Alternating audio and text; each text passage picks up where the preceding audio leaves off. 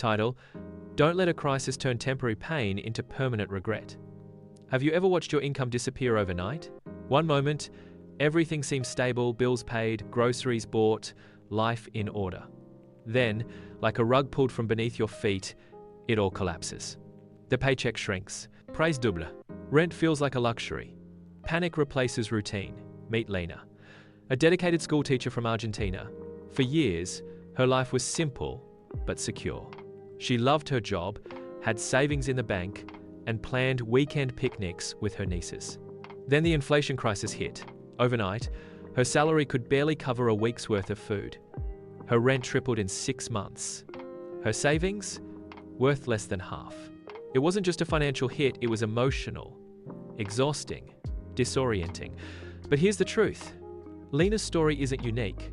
All over the world, millions face unexpected economic storms. And when that storm hits, people make choices, some helpful, some heartbreaking.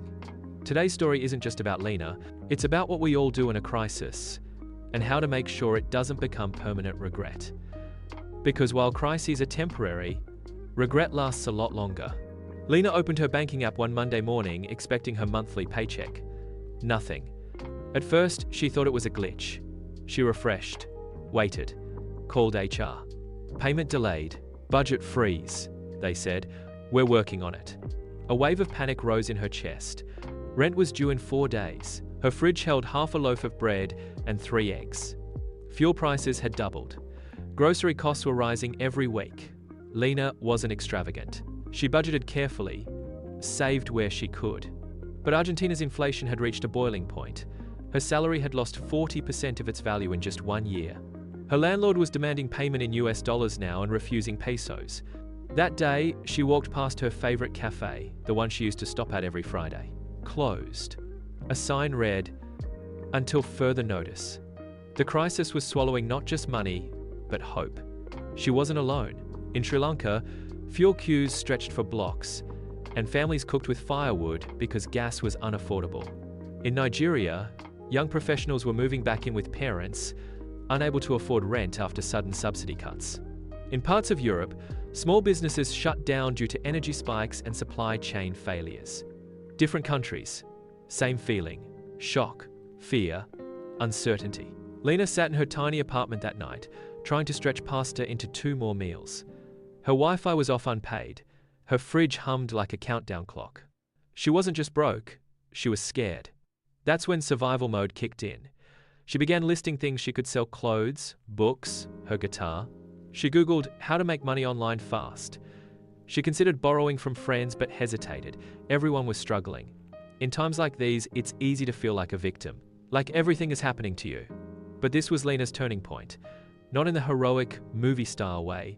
In the quiet, desperate, very real moment of realizing, no one's coming to save me. I have to think. I have to act. And she wasn't the only one in the world doing just that. Lena lay awake most nights, staring at the ceiling. No Wi-Fi, no noise, just the loud hum of her own thoughts. Was this my fault? Did I make bad decisions? Why didn't I save more? What if it never gets better? The questions came like waves, each one heavier than the last. By day, she scrolled endlessly through job boards. Most listings were outdated. Some were scams, others required skills she didn't have. She applied anyway. No replies. By night, she battled shame. She avoided group chats with old colleagues. She didn't want to explain her situation. She didn't want pity. She didn't want to admit she felt like a failure. Lena stopped playing guitar. She stopped writing in her journal.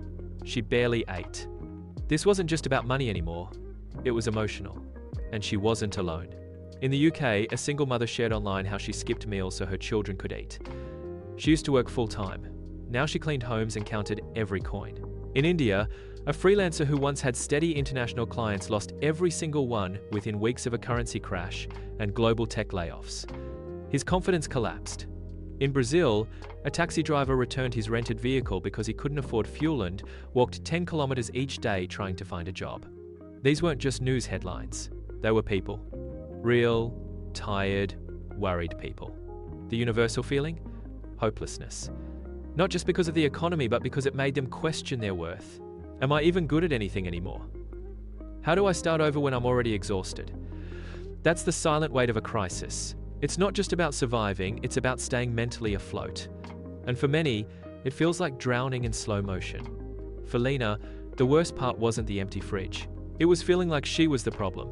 But even in the spiral, something small began to shift. Not a solution yet, but the seed of one. And around the world, others were also searching for that same flicker of hope. Lena couldn't sit still anymore. The anxiety was too loud. So, she acted. First, she sold her camera some mething she'd saved months to buy. Then a few books, a lamp, some jewelry. It wasn't much, but it felt like doing something. Next, she borrowed money from 2 friends. It was awkward. One said yes, the other avoided her calls after that. Then came the hustle. Lena took on 3 side jobs: food delivery, virtual assistant work, and helping a neighbor babysit. No days off, no breaks, just go, go, go. By the end of the week, she hadn't earned much. She had, however, developed a sore back, swollen feet, and a growing sense of frustration. She was more tired than ever, and still broke. That's the trap. When we panic, we don't plan. We patch. We look for fast ways to plug the hole. But patches don't hold forever. Around the world, this pattern repeats.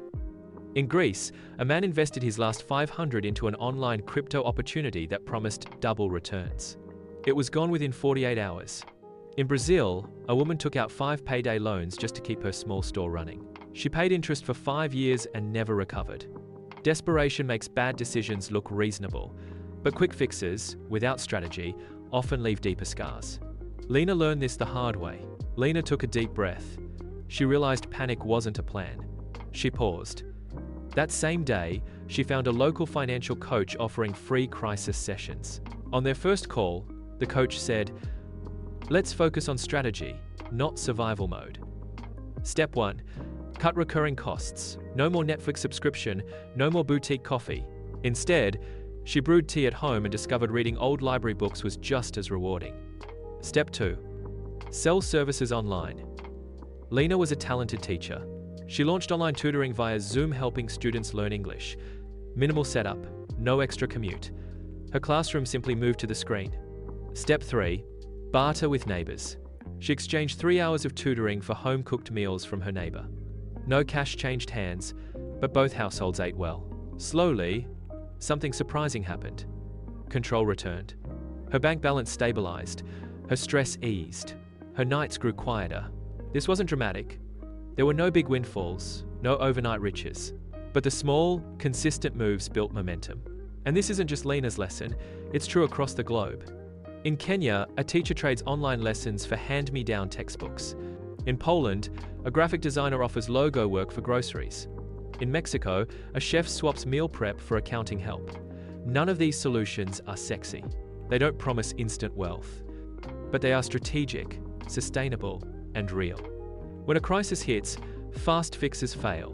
What works is a plan built on strengths, community, and smart cuts. Because in economic storms, the best shelter isn't a band-aid, it's a blueprint. Around the world, people have shown that adaptability, not perfectionists, the key to survival. Kenya Michael was a mechanic in Nairobi whose shop rent soared during the fuel crisis. He packed up his tools and converted a small van into a mobile garage. He visited neighborhoods and fixed cars on the spot. Within weeks, his income exceeded what he made before the crisis. His secret? Meeting customers where they were, solving their urgent problems. Philippines? In Manila, Anna lost her office catering gig when companies cut expenses. Instead of waiting for another contract, she launched a food prep service for remote workers. Every Sunday, she cooked balanced lunches and delivered them to home offices. Her clients appreciated the convenience, and soon her bookings were full for the month. She thrived by shifting her skills to meet new demands.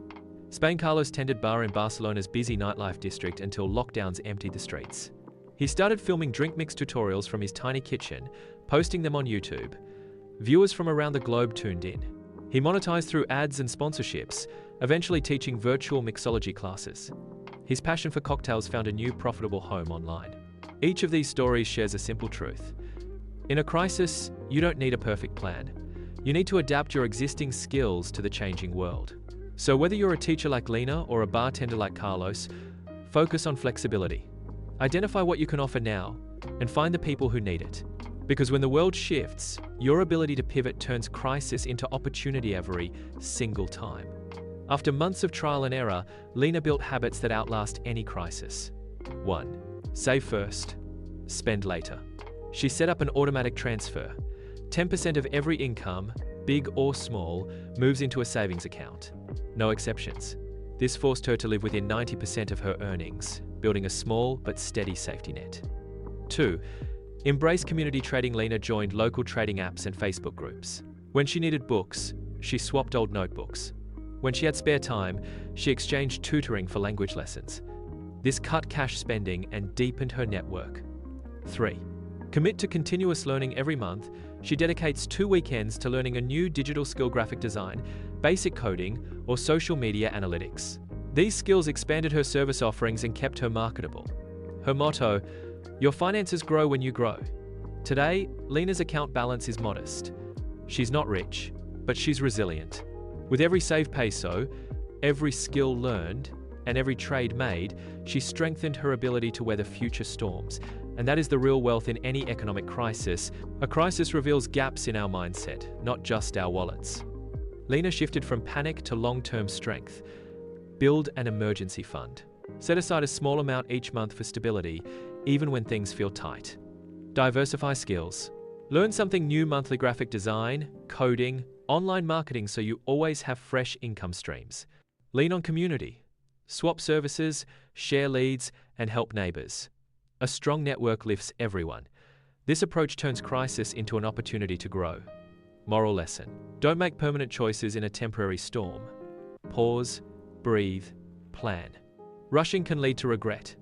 Instead, take one smart step at a time. Pause. Give yourself a moment to think. Breathe. Calm stress and clear your mind. Plan. Outline simple strategic actions rather than quick fixes. You're not powerless, just pressured. Clear thinking and small moves guide you through. Lena didn't just survive her economic crisis, she built resilience. You can too. Follow for more real stories that teach you to thrive, not just survive. Subscribe to stay financially strong and ready for whatever comes next. When you prepare, diversify, and connect, a crisis becomes a chapter